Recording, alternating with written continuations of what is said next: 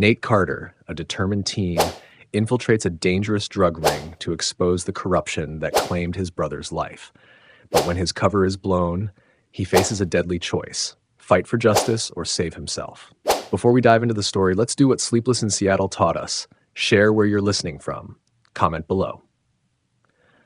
The sun crawls over East Brookdale's tired skyline, painting long shadows across cracked sidewalks and faded storefronts. Nate Carter adjusts his backpack, watching morning light catch the edges of a weathered mural. Martin Luther King Jr.'s face gazes down from the brick wall, eyes full of that painted hope that feels both eternal and impossible.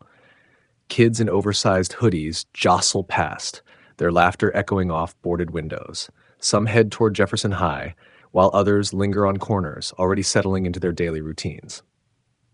Nate watches them from the stoop of his apartment building, noting how easily they split into their chosen paths, some toward possibility, others toward familiar dead ends. Mr. Jenkins sweeps his porch across the street, the rhythmic scratch of bristles against concrete as steady as a metronome. The old man's presence is as much a part of the morning as sunrise, his dedication to order a quiet rebellion against neighborhood decay. "Morning, young man," Mr. Jenkins calls out, pausing his sweep. "Another day of hitting those books?" "Yes, sir," Nate responds, shouldering his backpack higher. The weight of textbooks presses against his spine, a constant reminder of his chosen path. Mr. Jenkins nods, approval clear in his weathered face. "Keep at it. Mind like yours is too sharp for these streets." The words settle heavy in Nate's chest. He's heard variations of this message his whole life, from teachers, neighbors, his mother. The pressure to be different, to avoid the gravitational pull that claims so many. His eyes drift to the group of guys hanging by the corner store, their poses carefully crafted to project toughness. DJT's voice carries across the morning air, his freestyle raps painting pictures of street life that hit too close to home. Inside the apartment, gospel music floats from the kitchen, his mother's voice rising and falling with the melody. The small space smells of coffee and something deeper. Worry, maybe, or prayer. Both tend to linger in their home these days. "Baby, you eat something before you go," Vanessa Carter calls out as Nate enters. She stands at the counter, pouring coffee with the precision of someone making every drop count. Her nurse's scrubs are crisp, but fatigue lines her eyes. Night shift takes its toll, even after all these years. Malik slumps at the kitchen table, shoulders curved inward like he's trying to disappear into himself. His eyes are bloodshot, darting between his coffee cup and the window. The morning light is unkind to him, highlighting the hollow spaces in his cheeks, the tremor in his hands that he tries to hide by gripping his mug tighter. Nate grabs the cereal box, careful to avoid looking at the track marks on his brother's arm. The puncture points tell their own story, one that twists Nate's gut every time he sees them. He remembers when those arms were strong, like when they lifted him onto shoulders for better views at neighborhood basketball games, when they shielded him from the rougher elements of East Brookdale.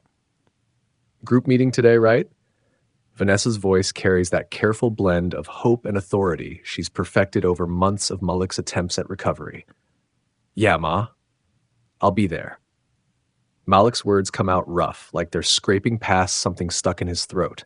His smile is a ghost of its former self, but he tries. He always tries. Nate shovels cereal into his mouth, the flakes tasteless against his tongue. Every morning feels like this now, balanced on a knife's edge between hope and dread. His mother's gospel music wraps around them like a shield, but even Amazing Grace can't quite cover the sound of Malik's leg bouncing under the table, that restless rhythm that speaks of cravings and promises about to be broken. "You need a ride to school?" Malik asks, his eyes finally meeting Nate's.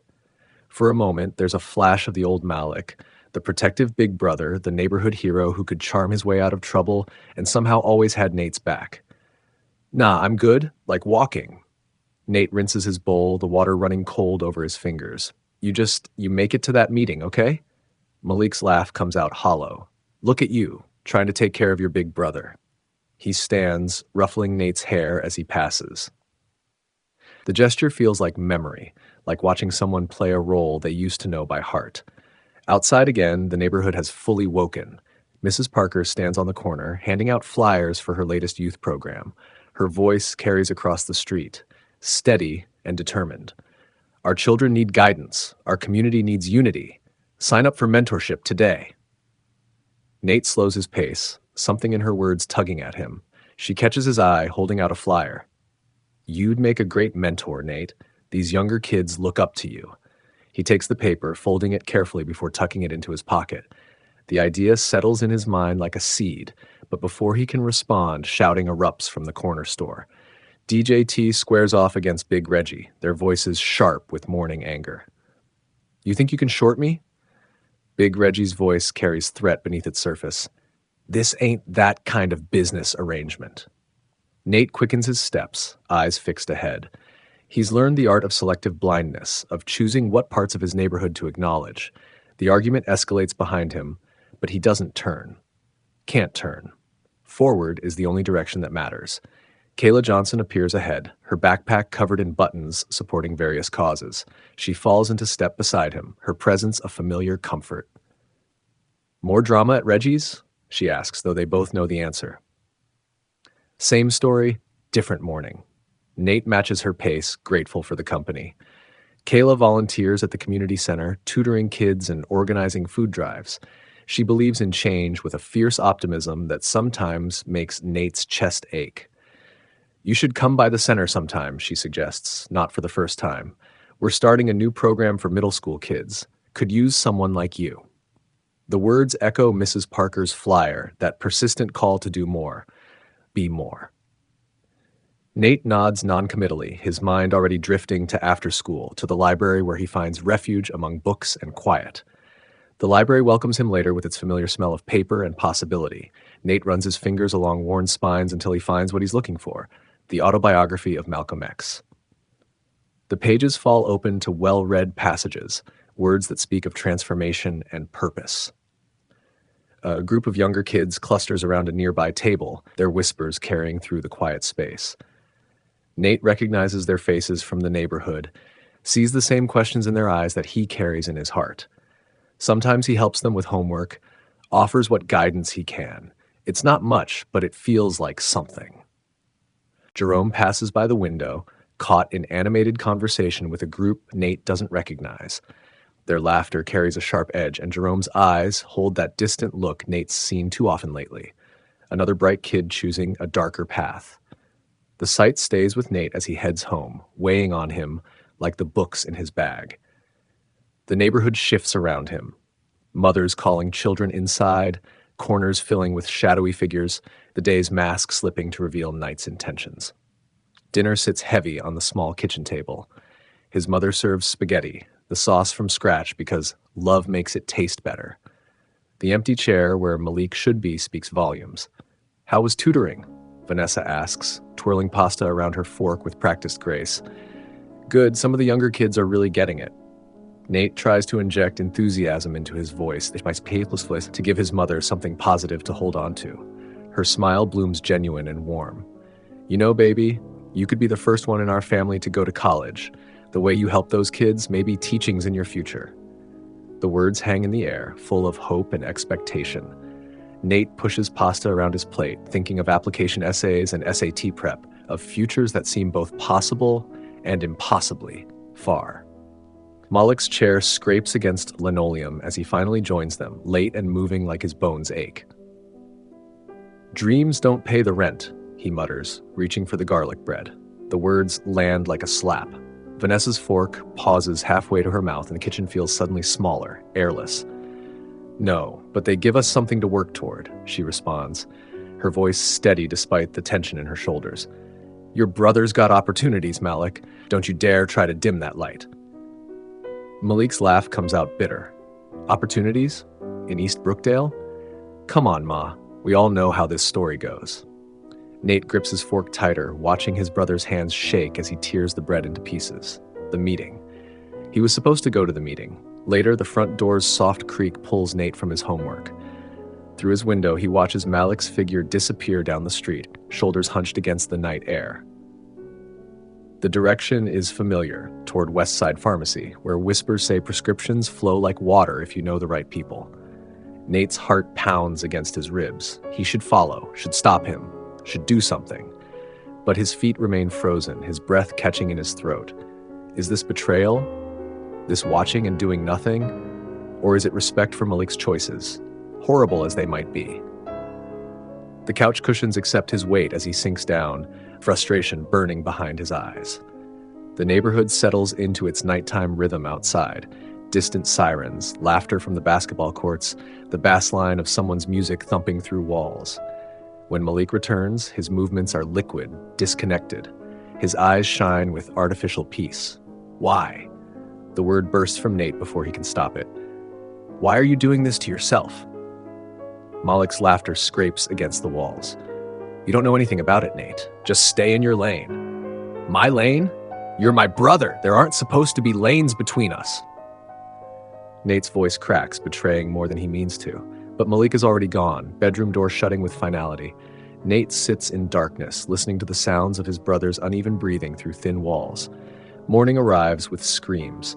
Vanessa's voice shatters the dawn, pulling Nate from sleep into nightmare. He runs to Malik's room, feet tangling in sheets, heart in his throat. The scene burns into his memory. Malik sprawled across his bed, skin gray, lips blue. An empty prescription bottle rolls across the floor when paramedics push past, their movements urgent but their faces already knowing. Neighbors gather in the hallway, their whispers forming a chorus of grief and resignation.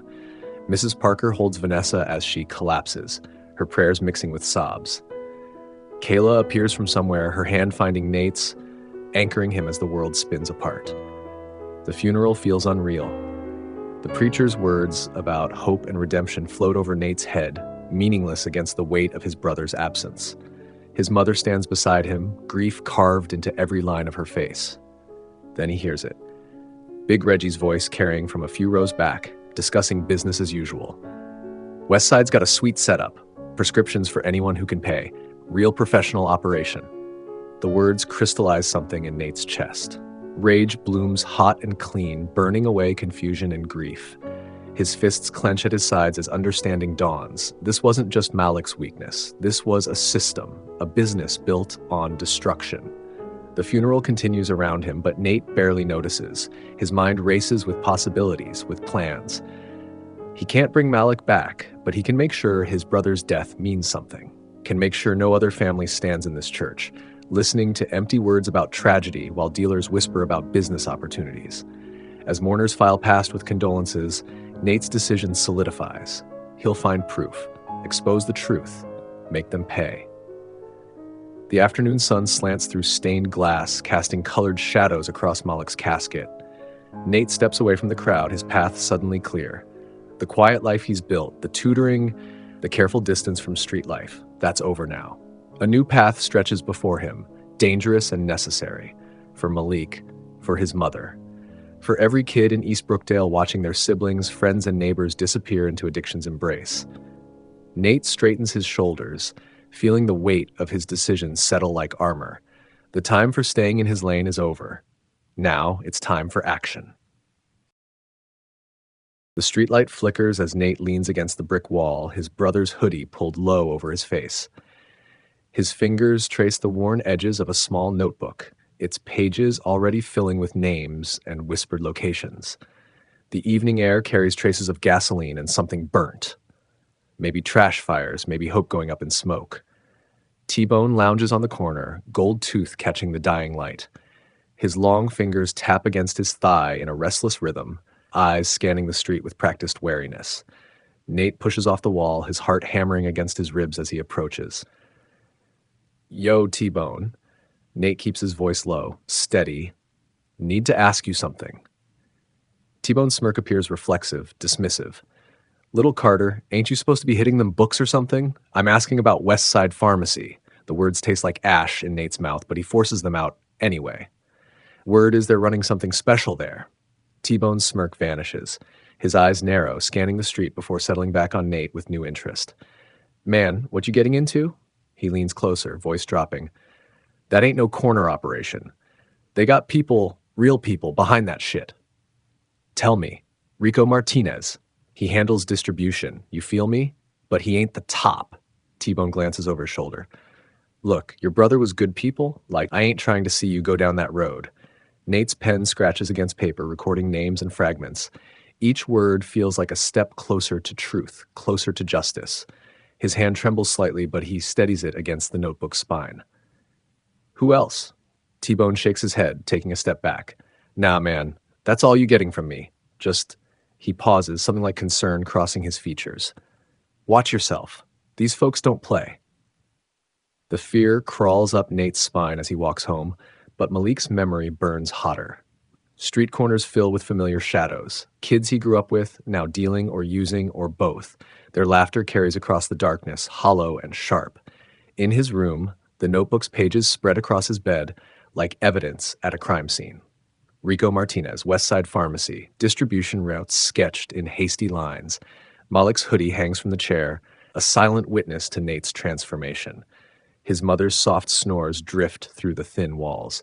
She works night shifts at the hospital, trying to save other people's children, while her own slip away. The thought twists in Nate's gut like a knife. The mirror shows him a stranger, a 16-year-old boy playing at being something harder, colder. He adjusts his posture, tilts his chin. The fear in his eyes needs to go. Dealers don't show fear. Dealers don't flinch. What would you say? He whispers to his reflection. The words come out wrong, too soft. He tries again, harder this time. Looking to do some business. Better, but still not quite right. His fingers curl around the notebook in his pocket. Everything he needs to know is there. Names, places, the skeleton key to his brother's death. The mirror shows his practiced sneer, the careful mask of indifference. For Malik, he whispers, and this time his voice holds steady. The next day brings heat that settles like a blanket over East Brookdale. Behind Jackson's liquor store, the air smells of stale beer and cigarettes. Rico Martinez leans against the wall, gold chain glinting against dark skin. His leather jacket seems to absorb the sunlight, but he shows no sign of discomfort. Nate's palms sweat inside his hoodie pockets. Every step toward Rico feels like walking through quicksand, but he forces himself forward. The practiced words rise to his lips. Here you got what I need. His voice comes out low, steady enough to surprise himself. Rico's eyes narrow, sliding over Nate like he's reading a book written in familiar language. Malik's little brother. He lets out a soft laugh that carries no humor. Shouldn't you be in school or something? The mention of Malik hits like a punch, but Nate keeps his face neutral. Done with school. Want in. That right? Rico pushes off the wall, moving with liquid grace. His eyes never leave Nate's face. And why should I trust you? Because I got nothing left to lose. The truth slips out before Nate can stop it, raw and real. Something shifts in Rico's expression, recognition, maybe, or memory. He reaches into his jacket and pulls out a small bag. The pills inside catch the light like dirty pearls. Sell these. Come back when they're gone. Rico's voice carries finality. Don't make me regret this. The bag weighs nothing and everything in Nate's pocket. Each step away from Rico feels like walking on glass, but he keeps his pace steady until he turns the corner. Only then does he let out the breath he's been holding. The streets blur past as he walks, mind racing. This is real now. No turning back. The pills in his pocket might as well be bombs for how dangerous they feel. Jerome Evans appears like a ghost in the growing darkness, leaning against a mailbox. His eyes are distant, unfocused. The track marks on his arms tell a story Nate knows too well. Need a fix. The words taste like betrayal on Nate's tongue. Jerome's eyes focus slowly, recognition dawning. Nate, what you doing? Business. Nate forces the word out. You want it or not? Money changes hands, shaking fingers fumbling with the bag. Nate watches Jerome shuffle away, guilt churning in his stomach. This is what killed Malik. Now he's passing that death sentence to others. But the image of his brother's body, gray and still on that last morning, rises in his mind. This isn't about dealing. It's about justice, about making sure no other family has to stand in that church, listening to empty words about tragedy while dealers count their profits. The back room at Westside Pharmacy smells like chemicals and greed. Fluorescent lights cast harsh shadows across stacks of pill bottles, their labels conspicuously absent. Miss Delgado moves between shelves with mechanical precision, her white coat a mockery of healing. Kids doing good. Rico tells her, hand heavy on Nate's shoulder, moving product fast. Ms. Delgado barely glances up from her ledger. Numbers march across the pages in neat columns, dates, quantities, prices. Each entry represents another potential Malik, another family destroyed. "We need more oxys," she says, voice clinically cold. "The street value's up since that last bust on the south side." Nate's breath catches. The ledger, proof of everything, right there in black and white. His fingers itch to grab it, but Rico's presence keeps him still. "Welcome to the big leagues, kid." Rico's grip tightens slightly. "Don't fuck it up." Word spreads through East Brookdale like smoke. Nate Carter, dealing for Rico. The same kids who used to ignore him now nod as he passes. DJT, who once laughed at Nate's attempts to freestyle, offers a fist bump and a knowing smile. Power feels like lightning in his veins. Respect, even if it's built on fear and addiction, tastes sweeter than he expected. For a moment, he understands how Malik might have fallen into this life. Then he sees Kayla Johnson outside the community center, and reality crashes back like a wave. Her eyes meet his, confusion and hurt written across her face. "What are you doing, Nate?" She steps closer, voice low and urgent. "This isn't you." The question hangs between them, heavy with shared history and broken promises. Nate opens his mouth, but no answers come. The line between vengeance and destruction blurs like streetlights in the rain. "You don't understand," he finally manages, but the words sound hollow even to him. The next delivery comes with higher stakes. Rico hands Nate a backpack that feels heavier than usual, his eyes hard with warning. "This one's big," he says, voice low and serious. "Don't screw it up." Price Street Market's back alley stretches like a throat in the darkness. Nate's heartbeat matches the distant thrum of bass from passing cars. He checks his phone. 5 minutes until the buyer arrives. A black SUV rolls in silently, tires crunching over broken glass.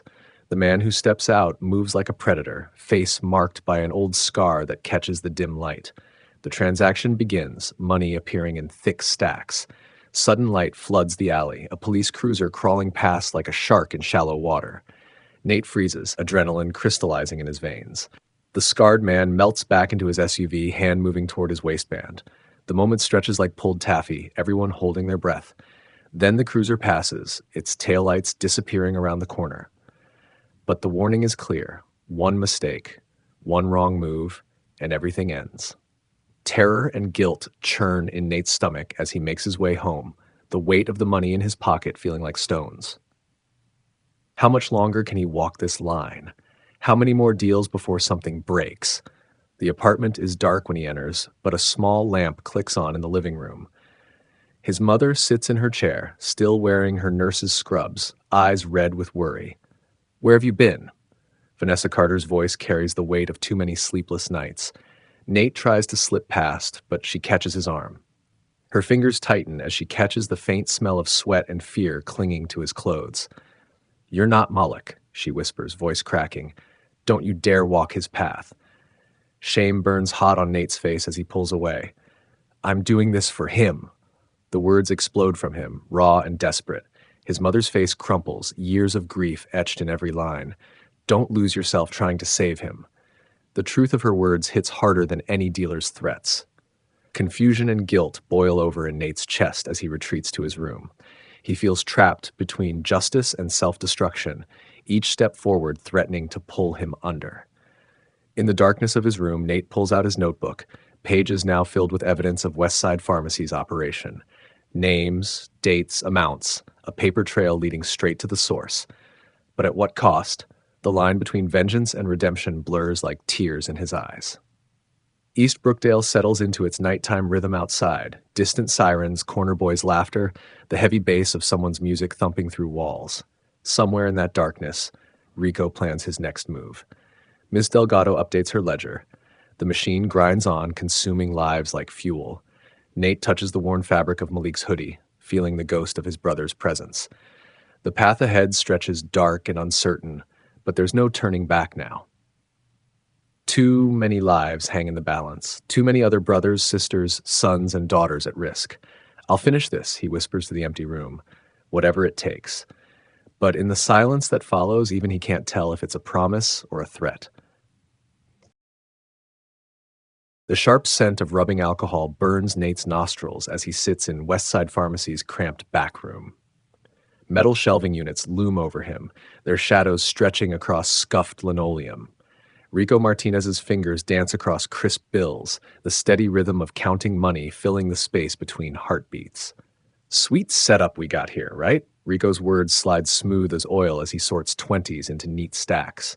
His gold chain catches fluorescent light, throwing small daggers of brightness against the wall. Smoke leans against a shelf, his dark eyes never leaving Nate. Something predatory lurks in that gaze, like a wolf sizing up prey. New blood's working out okay? Rico's laugh comes quick and sharp. Our boy Nate here's got potential. Smart.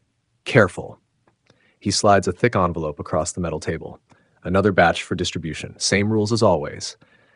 Nate's fingers twitch inside his hoodie pocket, neck brushing against the worn edges of Malik's notebook. The pages feel heavy with secrets, names, dates, amounts, evidence that grows heavier by the day. Sweat trickles down his spine as he reaches for the envelope with his other hand. Thanks. The word tastes like ash in his mouth. Mrs. Delgado appears in the doorway, her white pharmacist's coat stark against shadow. Her eyes catch Nate's, hold them. Something calculating lives in that gaze, something that makes his skin crawl. She knows, she has to know he doesn't belong here. Everything good back here? Her accent wraps around the words like barbed wire. All good, Mrs. D. Rico's smile gleams too bright, just showing our new associate the ropes. Nate forces himself to nod, to breathe normally. Each transaction feels like another link in a chain binding him to this world, the same world that claimed Malik. The line between hunter and hunted blurs a little more each day. His phone buzzes in his pocket. A text from his mother, dinner at 7. The normalcy of it hits, it's like a punch to the gut. How many lies has he told her? How many times has he promised everything's fine while diving deeper into darkness? You staying focused? Rico's voice cuts through his thoughts. Can't afford distractions in this business. I'm good. Nate tucks the envelope into his backpack, movements careful and measured. Just another dealer. Just another soldier in Rico's army. Outside, twilight paints East Brookdale in shades of purple and gray. Nate's feet carry him toward Price Street Park, where ancient oaks spread their branches like protective arms over cracked pavement. The weight of the backpack seems to grow with each step. Kayla Johnson waits on a bench, her shoulders rigid with tension. Wind lifts her braids, carrying the scent of coming rain. Her eyes, when they meet his, burn with something between fury and heartbreak. You think I don't see what you're doing? Her voice cracks like thin ice. You're selling poison, Nate, the same poison that killed Malik. The words hit home with surgical precision. Nate's chest tightens. It's not what you think. No? Kayla stands, arms crossed tight. Then what is it? Because from where I'm standing, you're just another dealer, another lost cause. You don't understand. The explanation dies in his throat. How can he tell her the truth without putting her in danger? I understand perfectly. Tears shimmer in her eyes, catching streetlight. You think you're different? Special? You're not. You're becoming everything you used to hate. Each word lands like a blow. Nate watches her walk away, her back straight despite the tremor he caught in her voice. The park feels darker now, shadows pressing closer. Doubt creeps in like cold through thin walls. Is she right? Has his mission twisted him into something unrecognizable? The questions echo in his mind as he makes his way toward the train tracks, following Rico and Smoke through streets that seem to grow narrower with each passing minute. The warehouse looms ahead, a hulking shadow against star-scattered sky. Gasoline and mildew fight for dominance in the stale air. Inside, wooden crates stack like children's blocks, their contents worth more than Nate wants to calculate. His phone weighs heavy in his pocket, ready to record. Just a little more evidence. Just a little closer to the truth. The buyer, a tall man with a scar that splits his left cheek like lightning, moves through the space with predator's grace. Quality product? The buyer's voice scrapes like gravel. Rico's smile doesn't quite reach his eyes. Always. The buyer lifts a bottle, examining it under harsh fluorescent light. Something shifts in his expression, subtle but deadly as a snake's warning rattle. You think I'm stupid? Metal gleams as he draws the gun. This batch is cut. Time stretches like taffy. Smoke lunges forward, a blur of motion and desperation. The gunshot cracks through the air like thunder, echoing off metal walls. Smoke crumples, red blooming across his shirt like spilled wine. Run! Rico's shove sends Nate stumbling toward the exit. His legs pump automatically, carrying him through darkness. Lungs burn, heart hammers against ribs. He finds shelter behind a dumpster, hands shaking as he tries to muffle his breathing. The scene plays on repeat behind his eyes. Smoke falling, blood spreading, the absolute certainty of death hanging in the air like smoke. This could have been him. Could still be him. The line between survival and destruction has never felt thinner. Something falls from Malik's notebook as Nate pulls it out with trembling fingers. A folded piece of paper, worn at the creases. His brother's familiar scrawl fills the page. Addresses, names, amounts. At the bottom, an unfinished letter to the police. Understanding hits like a physical blow. Malik hadn't just been a victim. He'd been fighting back, gathering evidence just like Nate. The same mission. The same desperate hope for change. Tears blur his vision as pieces click into place. All this time, he thought he was avenging his brother, but maybe he's been following in his footsteps instead. Finishing what Malik started. The night air carries distant sirens as Nate runs home, lungs burning with each breath. Streets blur past, but his mind has never been clearer. He bursts into his room, locks the door with hands that no longer shake. Evidence spreads across his desk like a war map. The notebook, recorded conversations, transaction records. Names and dates form constellations of corruption. His phone screen lights up with Lisa Patel's number, the journalist who'd offered help weeks ago. Nate thinks of his mother's face at Malik's funeral, of Kayla's tears in the park, of all the lives twisted and broken by the poison flowing through their neighborhood's veins. His fingers hover over the keypad before typing, "I'm ready. I have everything you need." The message sends with a soft whoosh. Outside his window, East Brookdale settles into its nighttime rhythm. Distant music, laughter, the occasional car alarm. But inside, something has shifted. The path ahead still burns with danger, but for the first time since Malik's death, Nate feels the weight of purpose instead of just grief. He'll finish this. For Malik. For himself. For every kid in East Brookdale watching their world crumble one prescription at a time. The war isn't over, but at least now he knows exactly what he's fighting for. The night air carries distant sirens as Nate runs home, lungs burning with each breath. Streets blur past, but his mind has never been clearer. He bursts into his room, locks the door with hands that no longer shake. Evidence spreads across his desk like a war map. The notebook, recorded conversations, transaction records. Names and dates form constellations of corruption. Each piece tells part of the story. Mrs. Delgado's careful records of missing inventory, Rico's distribution network, the steady flow of cash that keeps the machine running. Nate pulls out his phone and replays the recording from tonight. Gunshots echo through his earbuds, followed by the chaos of running feet and panicked breathing. The fear is still there, a cold knot in his stomach, but it no longer controls him. His mother's gospel music drifts through the walls, Amazing Grace in her soft alto. The familiar melody takes him back to Malik's funeral, to the look of devastation on her face. But now he sees something else too, the strength in her spine as she stood to speak, the fire in her eyes even through tears. Your brother was fighting demons, she'd said that day, but he never stopped trying to be better. Now Nate knows just how true those words were. Malik hadn't given up. He'd been gathering evidence, planning to expose the truth. The half-written letter to the police proves it. A text lights up his phone, Kayla checking if he's okay. She might not understand his methods, but her concern reminds him that he's not alone in wanting change. He sends back a quick "I'm good" before opening his contacts. Lisa Patel's number sits at the top of his recent calls. The journalist had reached out weeks ago, offering to help if he ever wanted to tell his story. At the time, he'd been too scared, too unsure. But now, his fingers move across the keypad. "I'm ready. I have everything you need." The message sends with a soft whoosh. Outside his window, East Brookdale settles into its nighttime rhythm. Distant music, laughter, the occasional car alarm. But inside, something has shifted. The path ahead still burns with danger, but for the first time since Malik's death, Nate feels the weight of purpose instead of just grief. He pulls out a fresh notebook and starts writing, organizing the evidence into a clear narrative. Mrs. Delgado's careful fabrication of prescriptions, Rico's distribution network, the names of doctors who look the other way, each piece fitting together like a puzzle revealing the rot at the heart of their community. Tomorrow he'll meet with Lisa. Tomorrow, the truth starts coming out. But tonight, in the quiet of his room, Nate finally understands. He's not just avenging his brother anymore. He's becoming who Malik always believed he could be.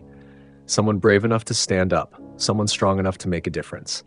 The war isn't over, but at least now he knows exactly what he's fighting for. And this time, he won't stop until the job is finished. Fluorescent lights flicker overhead as Nate leans forward in his chair, spreading documents across Lisa Patel's cluttered desk at the Brookdale Gazette. His hands tremble slightly as he arranges the evidence. Photos of prescription bottles with doctored labels, recorded conversations saved on his phone, and copied pages from the pharmacy's backroom ledger.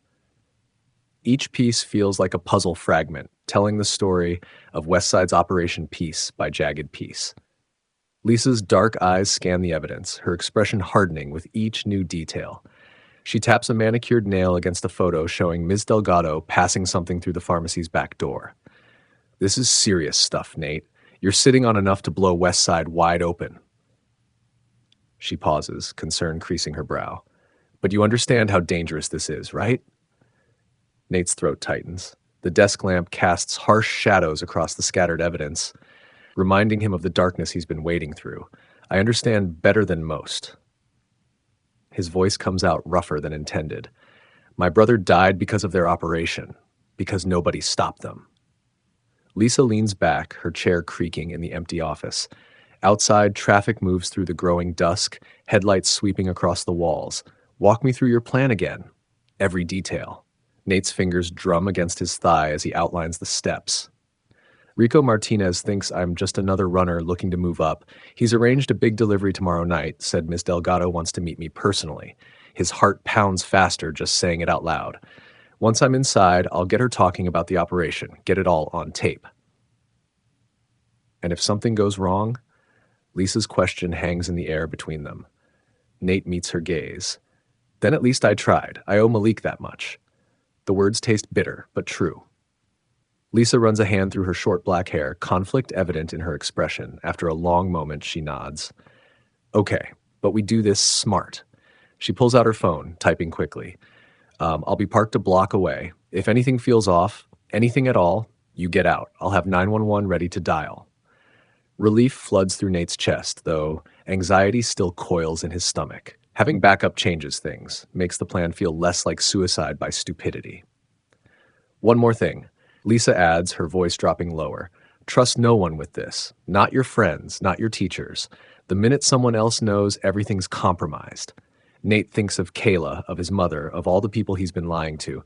The weight of secrets presses down on his shoulders. Yeah, I got it. As he gathers the evidence back into his backpack, Lisa catches his wrist. Hey. Her eyes softens slightly. What you're doing, it's brave. But brave doesn't mean you have to be stupid. Promise me you'll be careful. Nate's jaw clenches. Through the office window, he can see East Brookdale stretching out under the darkening sky. Somewhere out there, dealers are setting up for another night of business. Kids are making choices they can't take back, and Malik's ghost haunts every corner. I promise, he says, though they both know careful stopped being an option the moment he started down this path. The office door clicks shut behind him, echoing with finality. Tomorrow night, everything changes. One way or another, the truth about Westside Pharmacy will come out. Nate pulls his hood up against the evening chill, feeling the weight of his brother's memory like armor around his shoulders. The plan is set. Now comes the hard part, staying alive long enough to see it through. Cold air bites at Nate's face as he stands in the shadows behind Westside Pharmacy. His breath fogs in front of him, matching the rhythm of his pounding heart. The black backpack at his feet might as well be filled with lead instead of pills. Each minute he waits feels like another weight added. Rico Martinez materializes from the darkness, his eyes darting between the alley's entrances.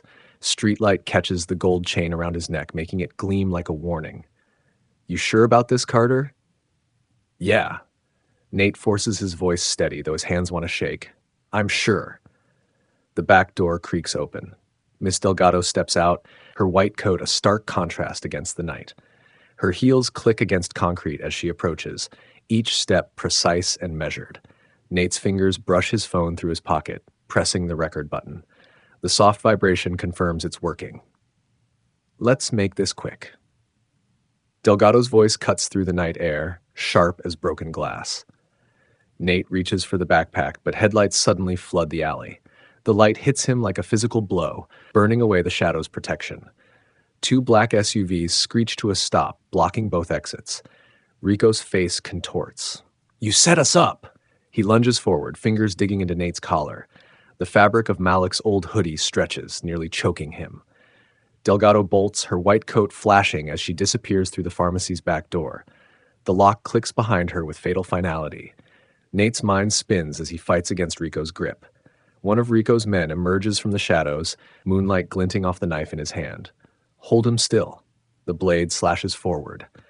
Pain blazes across Nate's arm as he twists away, but Rico's grip holds firm. Blood seeps through his sleeve, warm against the night's chill. Distant sirens pierce the air. Rico's head snaps toward the sound, his grip loosening for just a fraction of a second. Nate wrenches free, leaving part of his hoodie in Rico's fist. His feet move before his brain can catch up, sprinting toward the chain-link fence at the alley's end. "Get him!" Rico's voice thunders behind him. Footsteps pound the pavement, gaining ground. Nate hits the fence at full speed, fingers scrambling for purchase on cold metal. The links rattle as he climbs, precious seconds ticking away. Sharp edges tear at his palms, but he barely feels it over the surge of adrenaline. He reaches the top just as hands grab for his legs. Nate kicks free, tumbling over the other side. The impact knocks the wind from his lungs as he hits the ground. Pain shoots through his shoulder, but he forces himself up, stumbling into the darkness. Rico's shouts echo off brick walls. "You're dead, Carter? You hear me? Dead!" Nate runs until his legs burn and his chest feels like it might explode. When he finally stops, bracing himself against a wall, the reality of what just happened crashes over him. His cover is blown. Worse, the whole community will hear about this by morning. They'll think he's just another dealer who got caught, another kid following Malik's path straight into the ground. Fear claws at his throat, mixing with the metallic taste of failure. The cut on his arm throbs, each pulse a reminder of how close he came to something much worse. His phone weighs heavy in his pocket, but he doesn't know if he got enough on the recording to make any of this worth it. The night presses in around him, full of shadows that could hide Rico's men. Nate pushes off the wall, forcing his tired legs to move. He needs to get home, needs to figure out what comes next. But with every step, panic rises higher in his chest. He's not just infiltrating anymore. Now he's a target. Nate bursts through the apartment door, his clothes torn and face slick with sweat. The living room light is on, casting warm shadows across his mother's worried face. Vanessa Carter rises from the couch, her nurse's scrub still on from her shift. "What happened to you?" The question comes out sharp with fear. Nate's legs give out. He collapses onto the couch, his whole body trembling. "They know, Mom. I blew it." The words taste like ash in his mouth. Vanessa kneels beside him, her gentle fingers examining the cut on his arm. "Nate, talk to me." Her touch steadies him, anchoring him to the moment. Tears burn behind his eyes, but he fights them back. "I wanted to stop them, make things right for Malik." His voice cracks. "But now they're after me, and the whole neighborhood's going to think I'm just another dealer." The silence stretches between them, broken only by the hum of the ancient radiator. Then Vanessa's expression shifts, fear giving way to something fiercer. She lifts his chin, forcing him to meet her gaze. "Your brother lost his way because he thought he was alone." Her voice trembles but holds firm. "But you're not alone, Nate. You have me, and you have this community, even if they don't see it yet." Her grip on his hands tightens, warm and solid. "Don't let this break you. Show them the truth." The weight on Nate's chest eases slightly. His breathing steadies as his mother's words sink in. She's right. He's not alone. Not like Malik was. His hand moves to his pocket, feeling the shape of his damaged phone. "I got it, Mom." He pulls out the phone, its screen cracked but still glowing. The recording. "I'm going to the Gazette. It's time everyone knows what's really going on." Vanessa's eyes shine with tears and something else, pride maybe, or hope. The cut on his arm still stings, and somewhere out there Rico's men are hunting for him. But here, in the warm light of home, with his mother's strength flowing into him, Nate feels the fear transform into determination. He's done hiding, done playing both sides. The truth about West Side Pharmacy will come out, whatever the cost, for Malik, for his mother, for every kid in East Brookdale who deserves better than what the streets are offering. The decision settles over him like his brother's hoodie, torn now but still carrying the weight of memory and purpose. Tomorrow, he'll take the recording to Lisa. Let the whole city see what's happening in their neighborhood. But tonight, he lets his mother's love wrap around him like armor, preparing him for the battle ahead. Shadows stretch long across scattered papers and photographs spread over Lisa Patel's desk at the Brookdale Gazette. The computer screen's glow catches the sharp planes of Nate's face as he leans forward, studying a grainy image of a pill handoff behind West Side Pharmacy. His finger traces the outline of Ms. Delgado's profile in the photo, unmistakable even in the low light. Lisa clicks through the evidence one final time. Voice recordings of hush deals, copies of doctored prescription records, a ledger showing impossible quantities of oxycodone moving through a neighborhood pharmacy. Her dark eyes narrow at the screen, shoulders set with determination. "This will blow the whole operation wide open," she says, voice low and steady. "But there's no going back, Nate. Once we hit send, everything changes."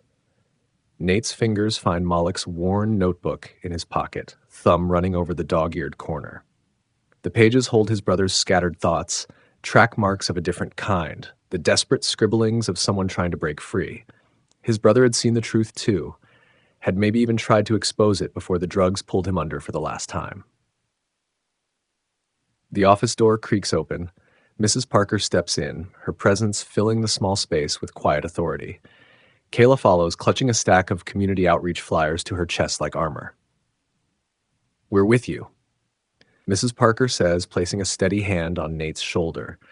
The weight of it anchors him, reminds him he's not alone in this fight. Kayla moves closer, sliding one of the flyers across the desk. The paper catches the light, words sharp and clean.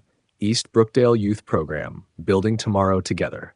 Her voice carries equal parts steel and warmth. "You're not doing this alone. We believe in you, Nate." The support settles in his chest, easing some of the crushing pressure. But fear still churns beneath his determination, an undercurrent he can't quite shake. The stakes pile high in his mind. Retaliation from the dealers, community backlash, the chance that all of this might not be enough to change anything. Lisa's finger hovers over the mouse, waiting. The cursor blinks on the screen, ready to launch their truth into the world. One click separates them from whatever comes next. Nate takes a deep breath, squaring his shoulders. The chair creaks as he leans forward, nodding once. "Do it." The click seems too quiet for such a momentous action. Lisa's eyes stay fixed on the screen as she hits send, firing their expose to major news outlets and law enforcement contacts. The headline blazes across her monitor, "The truth behind West Side Pharmacy, a community's silent killer." "It's out there now," Lisa says, leaning back in her chair. Her voice carries the weight of years spent chasing stories like this one. The truth is bigger than us. Nate's heart pounds against his ribs, each beat a reminder that there's no turning back. His phone buzzes in his pocket, Officer Hernandez's name lighting up the screen. The message is brief but clear. "We're ready to move." The text hits him like a physical force. This is real. This is happening. Everything they've worked for, everything Malik died for, comes down to what happens next. Nate exhales slowly, his eyes catching the determination reflected in Lisa's screen. In the darkened glass, he sees his own face overlaid with the damning evidence they've gathered. The image blurs with memory. Malik's last smile, his mother's tears, countless teens disappearing into pharmacy doorways seeking chemical escape. The truth might be bigger than them, but someone had to be brave enough to speak it first. Tonight, that someone is him. Red and blue lights slice through the gathering dark, painting East Brookdale's tired buildings in emergency colors. Police cruisers converge on West Side Pharmacy, their sirens silent but lights spinning urgent warnings into the night. Officers in tactical gear move with practiced precision, surrounding the building's perimeter.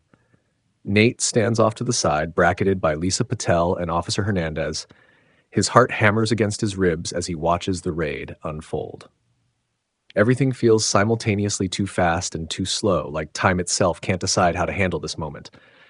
Curious faces emerge from nearby buildings. A crowd begins to gather, their whispers carrying on the night air. Some voices hold anger, others hope. Most just confusion at the sudden disruption of their neighborhood's usual rhythms. The pharmacy's security door gives way with a metallic shriek. Officers pour inside, shouted commands echoing off brick walls. Nate's fingers find Malik's notebook again, gripping it like an anchor as he waits. Minutes stretch like hours until movement at the doorway draws every eye. Miss Delgado emerges first, silver handcuffs catching the emergency lights. Her usual professional mask has cracked, showing raw fury beneath. Behind her, Rico Martinez stumbles out, equally restrained and considerably less composed. Miss Delgado's eyes scan the crowd until they lock onto Nate. Recognition floods her face, followed by something darker. "You think this changes anything?" The words come out in a sneer, her voice carrying clearly across the gathering crowd. "You think you're solving something here?" Rico spits on the ground, his face twisted with rage. "Little snitch playing hero," he snarls. "You don't know what you've done." Nate steps forward, forcing his voice to stay steady despite the tremor in his hands. "It changes everything," he says, each word deliberate and clear. Malik deserved better. We all do. The crowd's energy shifts at his words, dividing like a current hitting rocks. Some faces show approval, others hatred. The neighborhood's fault lines become visible in real time. Jerome Evans pushes to the front, his young face hardened with betrayal. "You think you're a hero?" he shouts, pointing an accusing finger. "You betrayed us. Who's going to help people now?" Before Nate can respond, Kayla's voice cuts through the growing tension. "He did this for Mullick, for all of us." She moves to stand beside Nate, her presence both support and shield. "How many more people have to die before we say enough?" The crowd's murmurs grow louder, a mix of agreement and dissent. Some neighbors shake their heads and turn away, unwilling to watch the pharmacies fall. Others stand straighter, meeting Nate's eyes with quiet approval. Through the chaos, a familiar figure parts the crowd.